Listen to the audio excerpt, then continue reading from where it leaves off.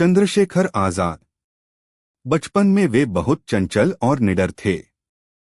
गांव की गलियों में खेलते हुए भी जब कोई अंग्रेज अफसर दिखाई देता तो उनके मन में गुस्सा उमड़ पड़ता। वे समझ नहीं पाते थे कि अपने ही देश में अपने लोग पराए क्यों हैं। उनकी माँ अक्सर कहती, बेटा, अन्याय के सामने कभी मत झुकना। शायद यही शब्द उनके जीवन का मंत्र बन गए। जब असहयोग आंदोलन के दौरान उन्हें गिरफ्तार किया गया तब वे अभी किशोर ही थे। अदालत में खड़े उस बालक के चेहरे पर भय का नाम नहीं था। नाम आजाद, पिता का नाम स्वाधीनता, घर जेल खाना। अंग्रेजों ने उन्हें कोड़े मारे। हर वार से उनकी त्वचा चटकती, पर उनके होठों से केवल एक ही आवाज निकलती, भारत माता की जय। दर्द से उनका शरीर कांपता, लेकिन आत्मा अडिग थी। समय के साथ वे क्रांतिकारी संगठन हिंदुस्तान सोशलिस्ट रिपब्लिकन एसोसिएशन के प्रमुख स्तंभ बने। उनकी दोस्ती भगत सिंह से हुई। दोनों की आंखों में एक ही सपना था, आजाद भारत। वे साथ बैठकर योजनाएं बनाते, हंसते भी थे, पर जानते थे कि हर दिन मौत के साए में जी रहे हैं।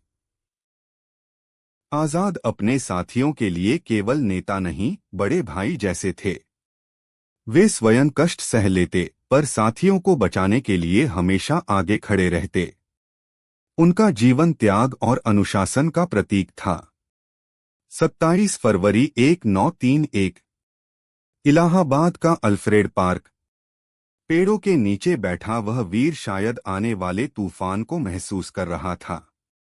अचानक गोलियों की बौछार शुरू हो गई। चारों ओर से पुलिस ने घेर लिया था।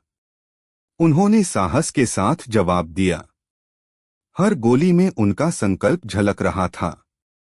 साथी सुरक्षित निकल जाए, यही उनकी कोशिश थी। धीरे धीरे गोलियां खत्म होने लगीं। अंत में केवल एक गोली बची। उन्होंने क्षण भर के लिए आकाश की ओर देखा, मानो मातृभूमि को प्रणाम कर रहे हों। फिर मुस्कुराए और अपनी प्रतिज्ञा निभा दी। गोली की आवाज गूंजी और एक शरीर धरती पर गिर पड़ा। लेकिन उसी क्षण एक अमर गाथा जन्म ले चुकी थी। अंग्रेजों ने सोचा होगा कि वे जीत गए, पर सच्चाई यह थी कि आजाद अपने नाम की तरह आजाद ही रहे। आज जब हम स्वतंत्रता की हवा में सांस लेते हैं तो उस हवा में उनका त्याग बसा है। उनका जीवन हमें याद दिलाता है कि स्वतंत्रता केवल अधिकार